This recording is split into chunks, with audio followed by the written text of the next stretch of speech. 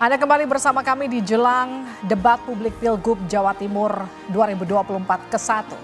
Saudara, gagasan apa saja yang ditawarkan ketiga pasangan calon di Jawa Timur untuk meningkatkan kesejahteraan masyarakat? Di studio Kompas TV sudah hadir 3 narasumber dari tim sukses masing-masing pasangan calon di Pilkada Jawa Timur. Ada Zainul Munakisin, Wakil Sekjen DPP PKB dari Paslon Lulu Lukmanul. Selamat malam. Selamat malam, Mbak Livi. Ada Pranaya Yuda Mahardika, Koordinator Juru Bicara Pasangan Khofifah Emil. Selamat malam, Mas Yuda. Selamat malam, Assalamualaikum. Waalaikumsalam. Dan ada Sri Untari Bisuwarno, Wakil Ketua Tim Ses Risma Gushan. Selamat malam. Selamat malam, Assalamualaikum. Saya langsung ke Mas Zainul dulu ya. Mas Zainul, ini adalah pertarungan pertama Lulu ikut kontestasi kepala daerah. Apa yang kemudian disiapkan Lulu untuk menghadapi dua pasangan calon yang sudah lebih berpengalaman di kontestasi kepala daerah? Ya, Mbak Livi, bagi pasangan Lulu dan Lukman atau Luman ini kita menyiapkan dua hal untuk bertarung dan berkontestasi di Pilgub Jawa Timur. Yang pertama adalah mesin pemenangan tentunya melalui jaringan relawan maupun juga jaringan mesin partai. Yang kedua adalah tentu soal gagasan. Jadi kita ingin berkontestasi di Jawa Timur ini dengan dua modal utama itu. Yang pertama adalah mesin partai dan relawan. Yang kedua adalah gagasan. Kenapa gagasan menjadi salah satu penopang utama dari pasangan Luman ini? Karena Luman ini adalah paslon yang fresh gitu ya. Yang mereka belum pernah punya rekam jejak negatif di pemerintahan, di eksekutif. Sehingga gagasan-gagasannya akan bisa lebih jernih dan objektif dalam melihat Jawa Timur ke depan gitu. Dibandingkan dengan paslon yang lain yang mungkin sudah pernah mereka berkecimpung di pemerintahan di Jawa Timur, baik Bu Risma maupun juga Bu Khofifah. Tentu ada beban-beban tersendiri dalam melihat permasalahan yang ada di Jawa Timur. Oke, saya lempar ke Mas Yuda. Mas Yuda, kalau tadi Mas Zainul katakan yang berpengalaman punya beban tersendiri. Anda setuju nggak dengan itu? Dan itu jadi beban nggak untuk pasangan Khofifah Emil? Baik, sebetulnya kalau kita melihat pengalaman 5 tahun ke belakang kemarin justru menjadikan kita semangat, itu yang pertama. Yang kedua itu adalah bekal yang luar biasa karena kita sudah lebih tahu di mana memang sektor-sektor yang perlu kita upgrade. Jadi kalau kita bicara 5 tahun ke belakang dari sisi penurunan kemiskinan, kemudian dari indeks Gini dan lain-lain, kita sudah tahu untuk mengupgrade kemudian ke depan menyambut Indonesia Emas. Pasangan Khofifah Emil sudah lebih tahu titik-titik mana yang harus disentuh terlebih dahulu. Jadi saya sih berpendapat pengalaman itu justru kita jadikan bekal untuk meningkatkan lebih jauh lagi ke depan. Oke, saya ke Mbak Sri. Soal pengalaman, kalau bicara Risma itu bicara modal di Pilwalkot Surabaya dan juga Menteri Sosial. Itu cukup untuk melawan dua pasangan calon ini? Saya kira sangat cukup karena kita memiliki satu hal yang tidak dimiliki yang lain adalah legacy. Legacy Bu Risma ini kota Surabaya dan Kemensos, di mana di antara sekian ribu juta masalah ada 35.000 masalah yang terselesaikan oleh Ibu Mensos kita ini, sehingga kami sangat optimis bahwa cara kerja beliau yang memang selalu menukik langsung ke jantung persoalan itu adalah cara kerja yang bisa membuat segala situasi yang terjadi itu terselesaikan. Dan ini nyata adanya. Sehingga satu legacy, dua cara kerja yang tidak pernah berhenti untuk berpikir bagaimana menuntaskan masalah ini. Misalkan ada sekian masalah besar, satu titik masalah diselesaikan, ini nanti ngimplikasi kepada semua masalah yang lain. Itu yang kami optimis dan berdasarkan hasil jajak pendapat, survei dan sebagainya, alhamdulillah sudah semakin menaik. Artinya masyarakat Jawa Timur punya kesempatan untuk memilih pemimpin. Di mana pemimpin ini kami akui Bu Khofifah sudah bekerja, tetapi menurut kami kurang cepat. Nah, maka kami akan mempercepat itu supaya nanti hasilnya jauh lebih baik dan itu akan menjadi legacy kembali Ibu Risma seperti di Surabaya. Oke, Mas Yuda, Bu Khofifah sudah bekerja 5 tahun, menurut dari tim sesnya Risma belum cepat. Jadi apa yang kemudian akan diperbaiki? Justru kalau kita melihat hari ini kita memang masih banyak PR untuk di Jawa Timur, tentunya tidak akan pernah selesai. Tapi awal mula pondasi yang kita sudah letakkan 5 tahun ke belakang itu saya pikir sudah sangat bagus. Kalau kita melihat untuk perkembangan SDM, tentunya ini penting sekali untuk ke depan kita menyambut Indonesia Emas. Tentu kita juga penting pengembangan IPM ini untuk kita memanfaatkan atau memaksimalkan bonus demografi.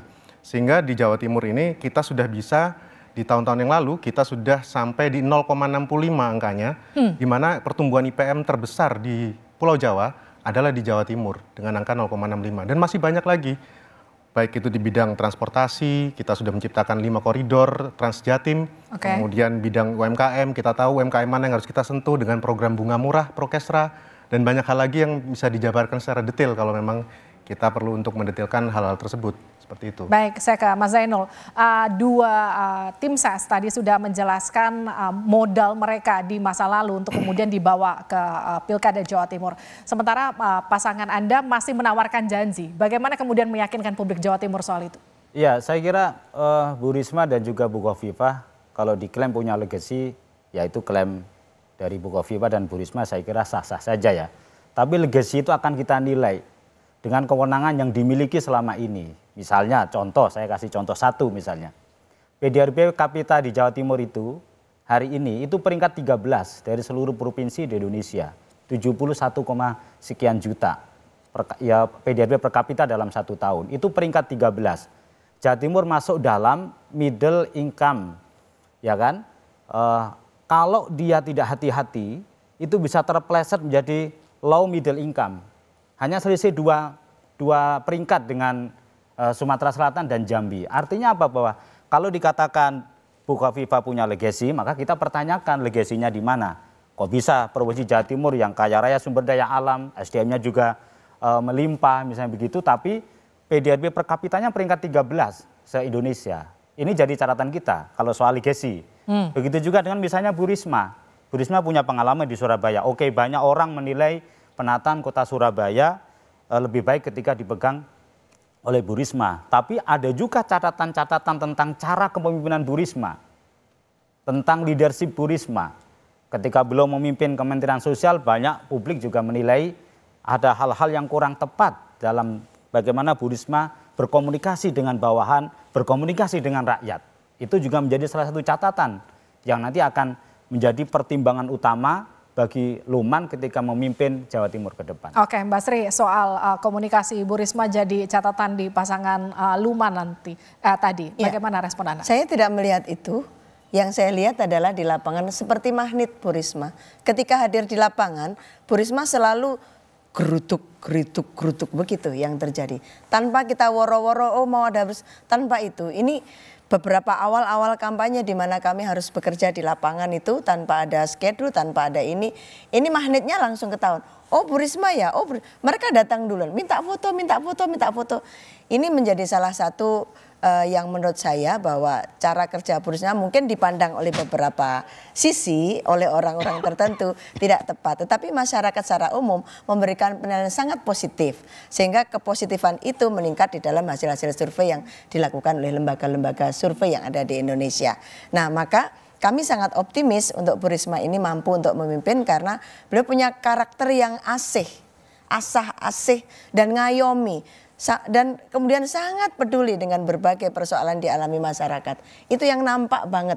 Dan itu kemudian beliau secara ketika menjadi Mensos itu mampu menyelesaikan hal-hal sulit. Contoh misalkan air di wilayah Papua tidak ada air. Maka ketika saya ajak diskusi, Bu, nanti di daerah selatan kita di Lamongan, kemudian di Tuban bagian sana, kemudian di Malang Selatan itu susah. Enggak ono susah ya Mbak. Di Papua aja nggak susah, kenapa di tempat kita susah. Maka saya sangat yakin bahwa beliau akan mampu membuat perubahan yang lebih cepat dalam rangka bekerja untuk Jawa Timur ini. Karena beliau punya legacy, 2 punya cara kerja dan metodologi kerja yang tepat. Baik, saya ke Mas Yuda. Yang satu dari tadi bicara soal perubahan yang lebih cepat. Tapi kalau kita bicara soal meneruskan apa yang sudah dikerjakan selama 5 tahun oleh Khofifah Emil, kita nggak adil rasanya kalau cuma bicara soal capaian. Tapi kalau kita bicara soal apa sih yang mau dilanjutkan, apa yang kemudian kemarin jadi catatan kekurangan dari Khofifah Emil, Anda punya data soal itu? Baik, sebetulnya kalau kita mau bicara bekerja lebih cepat, tentunya bekerja lebih cepat itu kita harus tahu dulu titik-titik mana yang mau kita perbaiki. Itu yang pertama. Kemudian kalau kita bicara legacy, tentunya tadi saya juga sudah menyampaikan beberapa, walaupun belum saya perdalam. Poin legacy yang pertama, yang itu juga berdasarkan titik permasalahan adalah yang pertama adalah tentang transportasi atau Transjatim. Transjatim ini di Jawa Timur itu adalah berdasarkan latar belakang dari padatnya jumlah kendaraan yang ada di Jawa Timur terpadat di Pulau Jawa, yaitu 26, juta sekian. Nah, itulah dasar persoalan, maka kita mengerti program apa yang harus dibuat.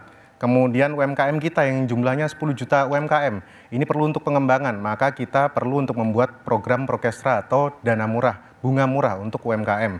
Kemudian juga ada legacy berupa penurunan angka kemiskinan yang hari ini rekor pertama kalinya angka kemiskinan di Jawa Timur mencapai hanya 1 digit saja. Biasanya tahun-tahun sebelumnya 2 digit, tapi di bawah Bu Kofifa alhamdulillah ini sekarang sudah mencapai ke 1 digit saja. Nah, legasi-legasi ini tentunya kita sudah tahu resepnya seperti apa. Sehingga inilah yang perlu kita teruskan, keberlanjutan adalah kata kunci.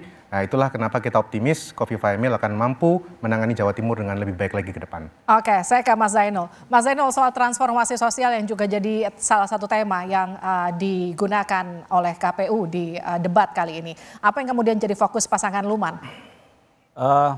Pasangan Luman sesuai dengan visi misi yang sudah disampaikan KPU, yang pertama bicara soal SDM. Sumber daya manusia. Yang ini isu SDM ini kalau di paslon yang lain di Bu Risma maupun juga di Bu Kofifa itu nomor 3 baru bicara SDM. Kalau Luman nomor 1 adalah SDM. Kenapa? SDM itu kunci untuk bisa mempercepat pembangunan ekonomi, mengakselerasi pembangunan, itu kuncinya adalah di manusianya gitu. Nah, ini yang tidak kita temukan di paslon yang lain. Menempatkan SDM itu di poin 3, itu nomor 3.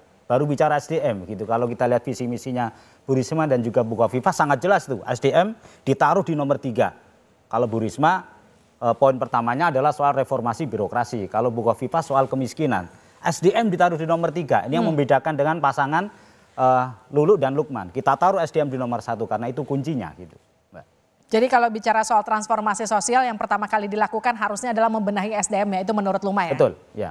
Baik, kalau dari pasangan Kofifa Emil apa yang kemudian diperbaiki kalau kita bicara soal transformasi sosial dan juga peningkatan produktivitas sumber daya lokal? Tentunya ini harus berjalan paralel. Jadi yang pertama kita kalau bicara SDM tentunya IPM ini harus kita perbaiki secara maksimal sehingga pada hari ini tadi sudah saya sampaikan pertumbuhan IPM di Jawa Timur hari ini adalah pertumbuhan yang tertinggi di Pulau Jawa sebesar 0,65. Masih itu kalah sudah dengan menuju DKI, ke arah itu adalah menuju ke arah lebih baik lagi ke depan. Itu yang pertama. Kemudian yang kedua, kita masih ada yang lain yaitu di bidang ekonomi yang harus berjalan secara simultan, yaitu pertama adalah trust. Di bidang ekonomi ini trust. Trust itu sangat penting untuk kepemimpinan di Jawa Timur. Apa buktinya trust sudah diraih oleh paslon 02 adalah ke belakang nilai investasi, realisasi investasi di Jawa Timur ini mencapai 145 triliun. Di mana pertumbuhannya adalah year on year sebesar 33%. Ini pertumbuhan tertinggi di Indonesia. Sehingga ini boleh saya sampaikan bahwa kepercayaan kepada pimpinan Kofifa Emil ini cukup tinggi. Kalau investasi masuk, maka SDM yang kita siapkan harus juga itu siap untuk menyambut investasi yang akan masuk untuk pertumbuhan ekonomi ke depan. Baik, saya ke Mbak Sri. Mbak Sri, sama, bicara soal tema transformasi sosial dan juga kesejahteraan masyarakat. Dari sisi background, Bu Risma punya modal mantan Menteri Sosial. Yang kemudian jadi pertanyaan adalah apa yang kemudian jadi fokus mantan Menteri Sosial kalau kita bicara soal kesejahteraan sosial di Jawa Timur. Tapi nanti jangan dijawab, kita akan kembali usai jeda, tetap bersama kami.